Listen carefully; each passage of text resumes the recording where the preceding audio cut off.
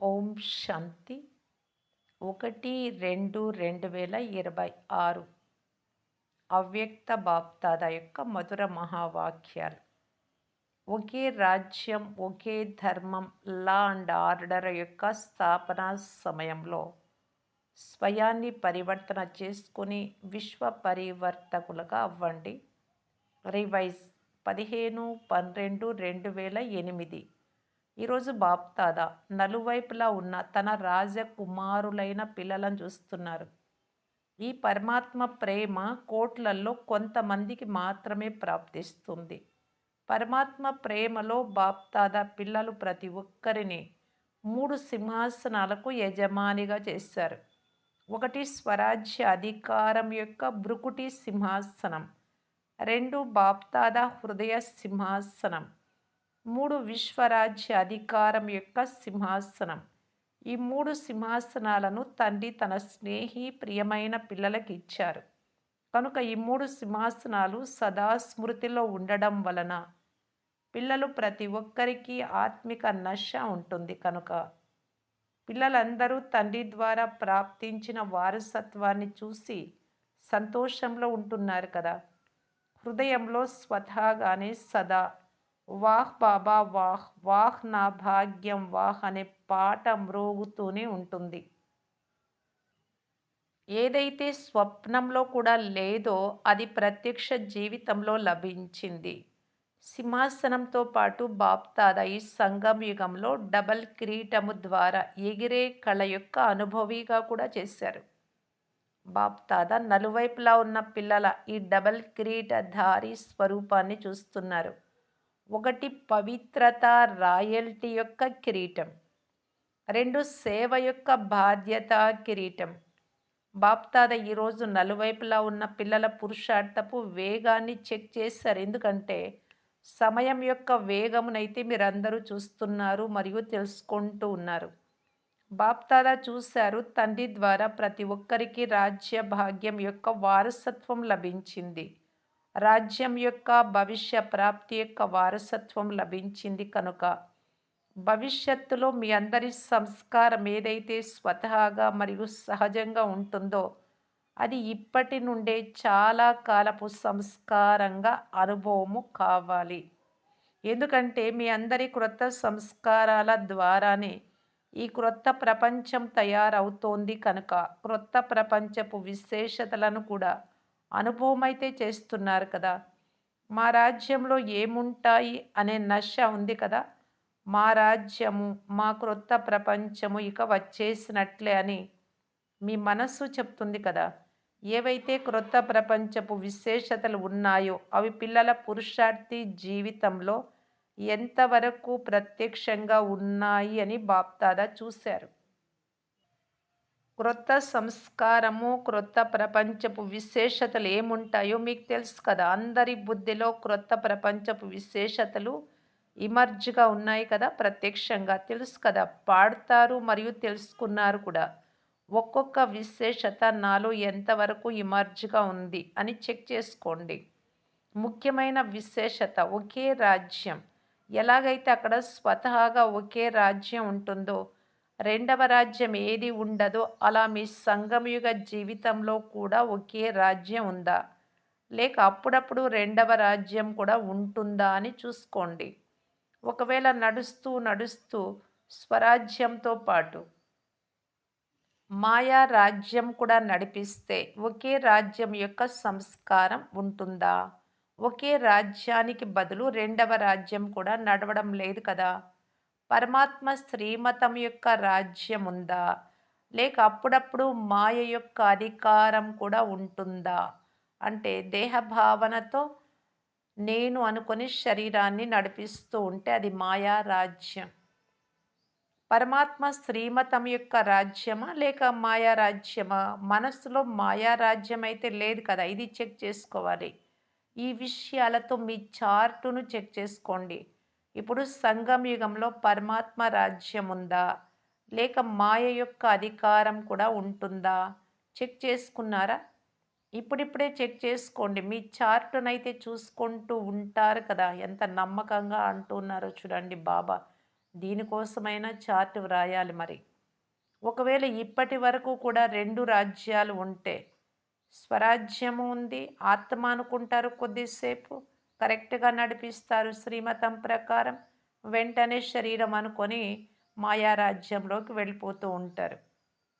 ఇప్పుడిప్పుడే చెక్ చేసుకోండి. మీ చార్ట్‌నైతే చూసుకుంటారు. ఒకవేళ ఇప్పటి వరకు కూడా 2 రాజ్యాలు ఉంటే, ఒకే రాజ్యం యొక్క అధికారిగా ఎలా అవుతారు? శ్రీమతంతో పాటు మాయా మతం కూడా మిక్స్ అయిపోతుందా ఏంటి? అలాగే ఒకే ధర్మం ఉంటుంది. ఒకే రాజ్యం కూడా ఉంటుంది. ఒకే ధర్మం కూడా ఉంటుంది. ధర్మము అనగా ధారణ. మీ విశేషమైన ధారణ ఏది? పవిత్రత యొక్క ధారణ. సదా మనస్సు, మాట, కర్మ, సంబంధ సంపర్కంలో సంపూర్ణ మరియు సదా పవిత్రత యొక్క సంస్కారం సహజంగా తయారైందా? ఎలాగైతే అక్కడ మీ రాజ్యంలో పవిత్రత యొక్క స్వధర్మం స్వతహాగానే ఉంటుందో, అదే విధంగా ఈ సమయంలో పవిత్రత యొక్క ధారణ స్వతహాగా మరియు సంస్కారంగా తయారైందా? ఎందుకంటే మీ అనాది స్వరూపం మరియు ఆది స్వరూపం పవిత్రత అని మీకు తెలుసు. కనుక ఒకే ధర్మం అనగా పవిత్రత స్వతహాగా ఉందా అని చెక్ చేసుకోండి. ఏదైతే సహజ స్వభావంగా ఉంటుందో అది కోరుకోకపోయినా పని చేసేస్తుంది. అంటే వచ్చేస్తూనే ఉంటుంది. చాలామంది పిల్లలు ఆత్మిక సంభాషణ చేసేటప్పుడు ఏమంటారు? చాలా మధురాతి మధురంగా మాట్లాడతారు. నేను కోరుకోవడం లేదు. కానీ అప్పుడప్పుడు మనస్సులో, అప్పుడప్పుడు మాటలలో ఏదో ఒక అపవిత్రత యొక్క అంశం ఎమర్జ్ అవుతోంది, వస్తోంది. చాలా జన్మల సంస్కారం కనుక వచ్చేస్తోంది అని అంటారు. కనుక ఒకే ధర్మం అనగా పవిత్రత యొక్క ధారణ స్వతహా సంస్కారంగా ఉండాలి. మాటలలో ఆవేశం వచ్చినా కూడా అది కోపం కాదు, కొద్దిగా ఆవేశం వచ్చింది అని అంటారు. మరి ఆవేశం అంటే ఏంటి? అది క్రోధం యొక్క సంతానమే కదా! మరి ఒకే ధర్మం యొక్క స్వతహా సంస్కారం ఇప్పుడు తయారవుతుంది కనుక చెక్ చేసుకోండి. కానీ చెక్కింగ్‌తో పాటు తండ్రి ద్వారా లభించిన శక్తుల ఆధారంతో పరివర్తన కూడా చేసుకోండి. ఇప్పుడు బాప్దాదా ముందుగానే అటెన్షన్ ఇప్పిస్తూ ఉన్నారు. ఇప్పుడు ఇంకా చెక్ చేసుకొని పరివర్తన చేసుకొని తీవ్ర పురుషార్థం చేసేందుకు అవకాశం ఉంది. కానీ కొంత సమయం తర్వాత అకస్మాత్తుగా టూ లేట్ బోర్డు పడాల్సిందే. తర్వాత బాబా మాకు చెప్పనే లేదు అని అనకండి. ఈ మాట ఎప్పుడు చెప్పారు బాబా? 2008లోనే చెప్పారు. 2026లో ఉన్నాం. ఇప్పుడు పురుషార్థం చేసే సమయమైతే అయిపోయింది. కానీ తీవ్ర పురుషార్థం చేసే సమయం ఇంకా ఉంది కనుక చెక్ చేసుకోండి. ఈ విషయం కూడా అప్పుడే చెప్పారు. అంటే అప్పటికున్నింది. అప్పుడు కూడా ఏమంటున్నారు బాబా? పురుషార్థం అయితే అయిపోయింది. తీవ్ర పురుషార్థం చేసే సమయం. తీవ్ర బాబా అంటారు అప్పుడు చెప్పారు. మరి తీవ్ర పురుషార్థము ఇప్పుడు టైం ఉందా? అది కాకుండా ఇప్పుడు టూ లేట్ బోర్డ్ పడిందా లేదా? బాబా ఆగిపోయారు. అయితే బాబా అంటారు కేవలం చెకింగ్ మాత్రమే చేసుకోకండి. దానితో పాటు చేంజ్ పరివర్తన కూడా చేసుకోండి. చాలామంది చెకింగ్ చేసుకుంటారు కానీ చేంజ్ చేసుకునే శక్తి లేదు. పరిశీలన మరియు పరివర్తన 2 జతలో ఉండాలి. ఎందుకంటే మీ అందరి స్వమానము లేక మీ అందరి మహిమ ఏంటి? మీ టైటిల్ ఏంటి? మాస్టర్ సర్వశక్తివాన్. మాస్టర్ సర్వశక్తివంతులేనా లేక శక్తివంతులా? మాస్టర్ సర్వశక్తివంతులము అనేవారు చేతులెత్తండి. అందరూ చేతులెత్తారు. మంచిది. మాస్టర్ సర్వశక్తివంతులేనా? అభినందనలు. కానీ మాస్టర్ సర్వశక్తులై ఉండి కూడా పరివర్తన చేసుకోలేకపోతే ఏమంటారు? మీ స్వంత సంస్కారాలను, మీ స్వంత స్వభావాన్ని పరివర్తన చేసుకోవాలనుకున్నా చేసుకోలేకపోతే ఏమంటారు? నేను మాస్టర్ సర్వశక్తివంతుడనా? లేక మాస్టర్ శక్తివంతుడనా? అని స్వయాన్ని మీకు మీరు ప్రశ్నించుకోండి. మాస్టర్ సర్వశక్తివంతులు చేయాల్సిందే అని సంకల్పం చేయగానే అది జరిగే తీరుతుంది, అవుతుంది. చూస్తాము అని అనరు. కనుక ఇప్పుడు సమయానుసారం ఎలాంటి రిజల్ట్ ఉండాలి అంటే, ఏదైతే ఆలోచిస్తారో ఆ సెకండే ఆ సంకల్పము మరియు స్వరూపంగా అవ్వడం జతలో జరగాలి. ఇప్పుడు క్రొత్త సంవత్సరం, అవ్యక్త సంవత్సరం వచ్చేదే ఉంది. అవ్యక్త పాలనకు 40 సంవత్సరాలు కావస్తోంది. కనుక అవ్యక్త పాలన మరియు వ్యక్త రూపం యొక్క పాలనకు 72 సంవత్సరాలు గడిచిపోయాయి. 2008కి అంటే ఇప్పుడు 90 సంవత్సరాలు. 2026కు. చాలా ఆలోచన చేయాల్సినటువంటి విషయాలివి. పాలన ఏమిచ్చారు మరియు ప్రాక్టికల్‌గా ఎలా ఉన్నాము అని ఆలోచించండి. బాప్దాదా చూశారు. ఇప్పటికి కూడా ఇంకా సోమరితనము మరియు రాయల్ నిర్లక్ష్యం ఉన్నాయి. రాయల్ నిర్లక్ష్యము అంటే అయిపోతుందిలే, తయారైపోతాంలే, చేరుకునేస్తాంలే ఇలాగా. సోమరితనము అంటే చేస్తున్నాం కదా! ఇదైతే జరగాల్సిందే. అలా చేయకుండా ఎలా ఉండేకవుతుంది? ఇలా అయితే అనేది వచ్చేస్తుంది. కనుక చెప్పటము మరియు చేయడంలో తేడా వచ్చేస్తుంది. బాప్దాదా ఒక దృశ్యం చూసి నవ్వుతూ ఉంటారు. పిల్లలేమంటారు? ఇది జరిగిపోతే వీరు ఇది చేసేస్తే అప్పుడు బావుంటుంది. అప్పుడు నేను ముందుకు వెళ్తాను ఇలా భావిస్తారు. ఇతరులు మారాలి అనే వృత్తి ఉంటుంది కానీ స్వపరివర్తన యొక్క వృత్తి అక్కడక్కడ తక్కువైపోతుంది. ఇప్పుడు ఇతరులను చూసే ఈ వృత్తిని పరివర్తన చేసుకోండి. ఒకవేళ చూడాలి అంటే విశేషతలు చూడండి ఏమైనా కనబడితే. ఇదైతే జరుగుతూనే ఉంటుంది. ఇదైతే నడుస్తూనే ఉంటుంది. వీరు కూడా అలాగే ఉన్నారులే, వీరిలో కూడా తప్పులున్నాయిలే. ఈ భావనను మానుకోవాలి. స్వయాన్ని చూసుకోవాలి. తండ్రిని ఎదురుగా ఉంచుకోండి. మిగిలిన వారు ఎవరైనా సరే మహారథులు కానీ, మధ్య రకం వారు కానీ, పురుషార్థంలో ఏదో ఒక లోపాన్ని పరివర్తన చేసుకుంటున్న వారే కనుక తండ్రిని మాత్రమే చూడండి, ఫాలో చేయండి. ఇరువురు తండ్రులను చూడండి అనగా బ్రహ్మ బాబాను చూడండి, శివ బాబాను చూడండి. తండ్రి మిమ్మల్ని తన హృదయ సింహాసనంపై కూర్చోబెట్టుకున్నారు. మీరు కూడా మీ హృదయ సింహాసనంపై తండ్రిని కూర్చోబెట్టుకున్నారు. మీ స్లోగన్ కూడా సీ ఫాదర్, తండ్రిని చూడాలి అని ఉంది. అంతేకాని అక్కయ్యను చూడండి, అన్నయ్యను చూడండి అనే స్లోగన్ లేనే లేదు. ఇప్పుడింకా అందరిలో ఏదో ఒక లోపం ఉండిపోయింది కనుక ఒకవేళ ఇతరులను చూడాలి అంటే విశేషతలను, మంచి గుణాలను మాత్రమే చూడాలి. ఏ లోపమునైతే వారు తమ నుండి తొలగించుకోవాలి అనుకుంటున్నారో దానిని చూడకండి. వారికి వశం కావడం లేదు. అయితే వదలాలనుకుంటున్నారు. ఏదో ఒక రోజు వదులుతారు. దాన్ని మీరెందుకు జూస్తారు వదిలే వస్తువును? రెండో విషయం మీ రాజ్యం గుర్తు ఉంది కదా! నిన్న ఉండేది మళ్ళీ రేపు రానున్నది స్వర్గం. మీ బుద్ధిలో, నయనాలలో మీ రాజ్యం స్పష్టంగా వచ్చేసింది కదా! ఎన్ని సార్లు రాజ్యం చేశారు కల్పం లెక్క పెట్టారా? అనేక సార్లు రాజ్యం చేశారు. చెప్పిన వెంటనే మీ రాజ్య అధికారి రూపం మరియు మీ శ్రేష్ఠ రాజ్యం ఎదురుగా వచ్చేస్తాయి. మీ రాజ్యంలో లా అండ్ ఆర్డర్ అంటే నియమము మరియు ఆజ్ఞ స్వతహాగానే నడుస్తుంది. మీరందరూ జ్ఞాన సంపన్న సంస్కారము కలిగిన వారు. కనుక లా అంటే ఏమిటో, ఆర్డర్ అంటే ఏమిటో మీకు తెలుసు. ఇప్పుడు మీ జీవితాన్ని చూసుకోండి. తండ్రి ఆజ్ఞ అనుసారంగా నడుస్తున్నారా? లేక అప్పుడప్పుడు మాయ ఆజ్ఞ కూడా నడుస్తుందా? అప్పుడప్పుడు శ్రీమతానికి బదులు పరమతం, మన్మతం అదంతా అశ్రీమతం. అలా నడవడం లేదు కదా! లా ఏముంది? నిశ్చింత చక్రవర్తులుగా ఉండడము అనేది నియమం. ఏ చింత లేదు. ఎందుకంటే సర్వప్రాప్తులు ఉన్నాయి.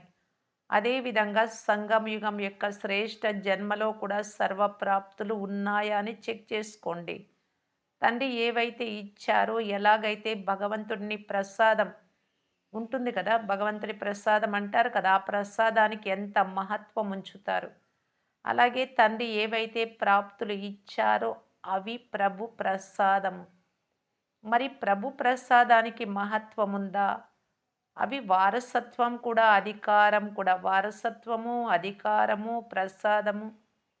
కనుక లా అండ్ ఆర్డర్ రెండింటిలో సంపన్నంగా ఉన్నానా అని చెక్ చేసుకోండి.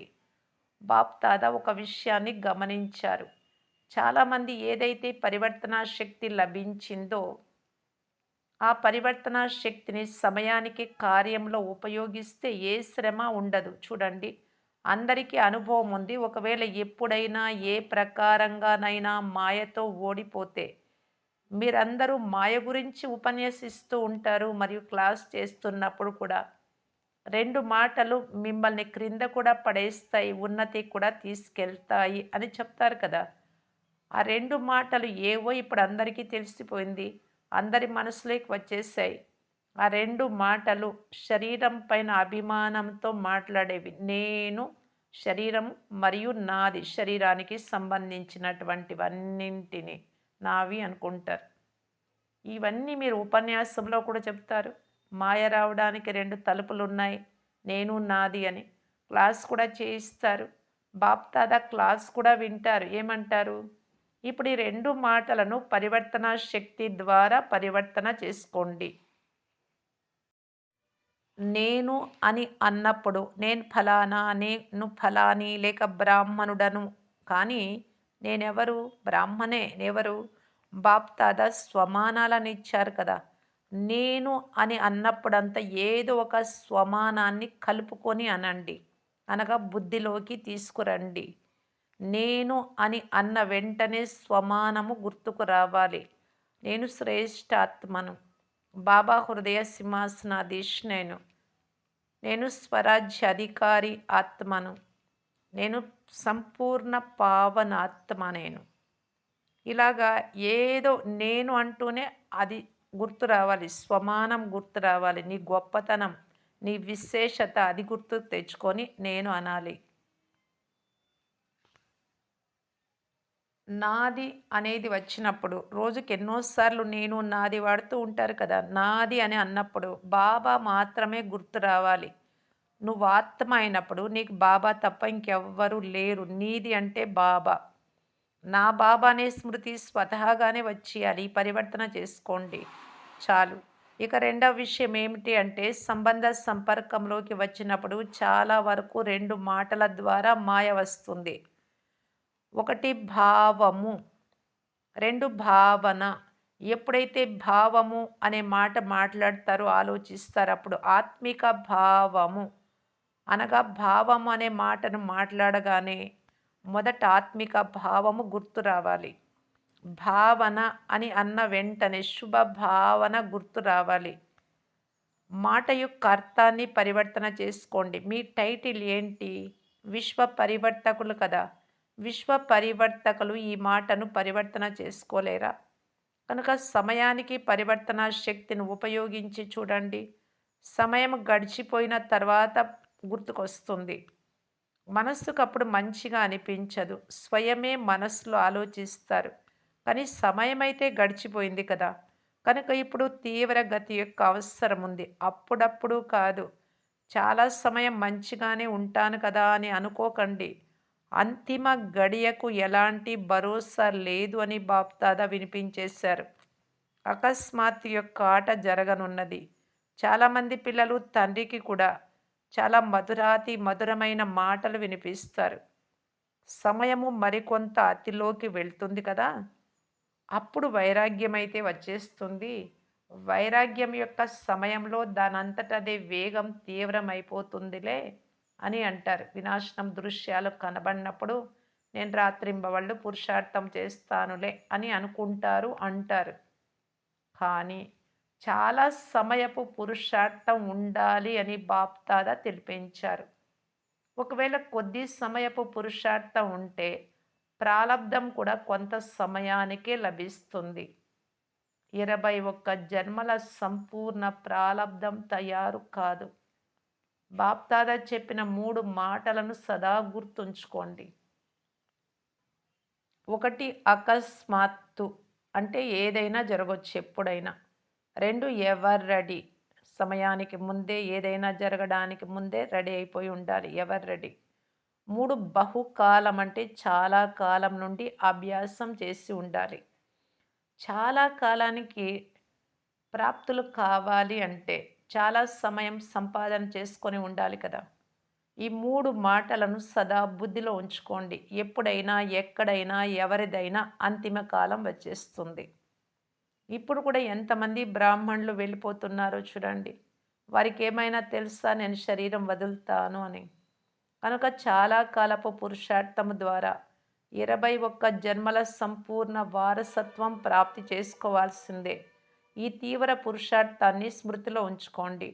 మొదటి నంబర్, మొదటి జన్మ, మీ రాజ్యమును గుర్తుంచుకోండి. ఏం ఆలోచించారు? మొదటి జన్మలో రావాలి కదా! మజా ఎందులో ఉంటుంది? మొదటి జన్మలోనా లేక ఎందులో వచ్చినా ఉంటుందా? మీ రాజ్యంలో మొదటి జన్మలో శ్రీకృష్ణుడి జత జతలో మా పాత్ర కూడా ఉండాలి అని భావించేవారు చేతులెత్తండి. అందరూ చేతులెత్తారు. మంచిది. ఫస్ట్‌లో పాత్ర ఉండాలా? చేతులు చూసి సంతోషించాము. చప్పట్లు కొట్టండి. ఫస్ట్ జన్మలోకి రండి. అందుకు శుభాకాంక్షలు. కానీ అని చెప్పమంటారా వద్దా? ఫస్ట్‌లోనే రావాల్సినప్పుడు ఇక రెండవ మాట ఎందుకు చెప్పాలి? మంచిది. ఎంతమంది వచ్చారో అందరూ మొదటి జన్మలో రావాల్సిందే. చప్పట్లయితే కొట్టారు. మొదటి జన్మలోకి రావాలి. మొదటి స్థితి కూడా ఉండాలి. మొదటి స్థితిని తయారు చేసుకోవాల్సిందే. ఫస్ట్ వెళ్ళాల్సిందే అనే దృఢ సంకల్పం ఎవరికైతే ఉందో ఎలాంటి విఘ్నం వచ్చినా కానీ విఘ్నము విఘ్నంగా ఉండరాదు.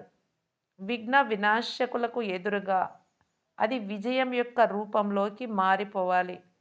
ఎందుకంటే మీరందరూ విఘ్న వినాశకులు. మీ టైటిల్ ఏమిటి? విఘ్న వినాశకులు. విఘ్నం వచ్చినా కూడా ఆట ఆడేందుకు వస్తుంది కానీ మీరు దూరం నుండే తెలుసుకోండి.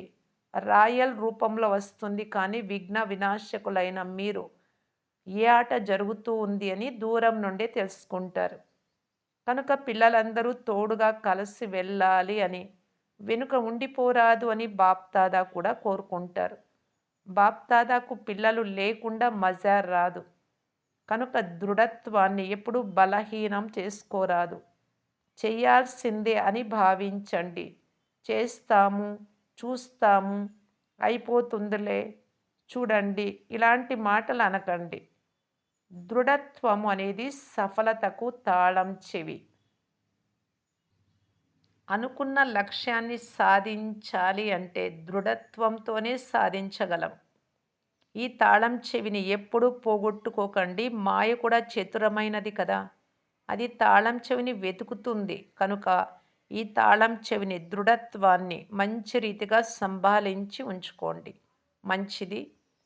నలువైపులా ఉన్న లవ్లీ మరియు లక్కీ దృఢ సంకల్పము కలిగిన పిల్లలకు చేస్తాము, చూస్తాము అని అనకుండా ఆలోచించిన వెంటనే చేసే పిల్లలకు సదా నిర్మోహులనగా కేవలము సంబంధాల మోహమే కాక తమ దేహ భావము మరియు దేహ అభిమానం యొక్క మోహం కూడా ఉండరాదు. ఇలాంటి నష్టోమోహ ఎవరడి పిల్లలకు సదా శ్రీమతమనే చేతిలో చేయి వేసి తోడుగా ఎగిరే వారికి అంతేకాక బ్రహ్మ బాబాతో పాటు తమ రాజ్యంలోకి వచ్చే తీవ్ర పురుషార్థి ఎగిరే కళ కలిగిన పిల్లలకు బాప్దాద యొక్క చాలా చాలా ఆశీర్వాదాలు మరియు ప్రియ స్మృతులు స్వీకరించండి. అంతేకాక బాలకుల నుండి మాలికులుగా యజమానులుగా అయ్యే పిల్లలకు నమస్తే. వరదానం పరివర్తన శక్తి ద్వారా సర్వుల కృతజ్ఞతలకు పాత్రులుగా అయ్యే విఘ్నజీత్ భవ. ఒకవేళ ఎవరైనా మీకు అపకారం చేస్తే మీరు ఒక్క సెకండ్లో అపకారాన్ని కూడా ఉపకారంలోకి పరివర్తన చేసుకోండి. ఎవరైనా తమ స్వభావ సంస్కార రూపంలో పరీక్షగా ఎదురుగా వస్తే మీరు ఒక్క తండ్రి స్మృతి ద్వారా అలాంటి ఆత్మ పట్ల కూడా దయా హృదయం యొక్క శ్రేష్ట సంస్కార స్వభావాన్ని ధారణ చేసుకోండి. ఎవరైనా దేహధారి దృష్టి ద్వారా ఎదురుగా వస్తే శరీరం భావనతో వారి దృష్టిని ఆత్మిక దృష్టిలోకి పరివర్తన చేసుకోండి. ఈ విధంగా పరివర్తన చేసుకుని యుక్తి వచ్చినట్లయితే విఘ్న జీతులుగా అయిపోతారు. అప్పుడు మీ సంపర్కంలోకి వచ్చే సర్వాత్మలు మీకు కృతజ్ఞతలు తెలుపుతారు. స్లోగన్ అనుభవాల స్వరూపంగా అయిపోతే మీ ముఖము ద్వారా భాగ్యం యొక్క మెరుపు కనిపిస్తుంది. అవ్యక్త సూచన. ఐకమత్యము మరియు నమ్మకం యొక్క విశేషత ద్వారా సఫలత సంపన్నంగా అవ్వండి. అనేక దేశాలు, అనేక భాషలు, అనేక రంగులు, రూపాలు ఉంటూ కూడా అందరి మనస్సులో ఏకత అనగా ఐకమత్యము కనిపించాలి. ఎందుకంటే మీరందరూ ఒకే తండ్రి పిల్లలు. అందరూ ఒకే వృక్షం యొక్క కొమ్మలు. ఒకే శ్రీమతమును అనుసరించేవారు. భిన్నతలో ఏకతను చూపించడం, చెడిపోయిన దానిని తయారు చేయటం, అనేకతలో ఏకతను తీసుకురావడం ఇదన్నింటికంటే గొప్ప సేవ. ఇదే అద్భుతము మరియు ఇదే సఫలతకు ఆధారం. ఓం శాంతి.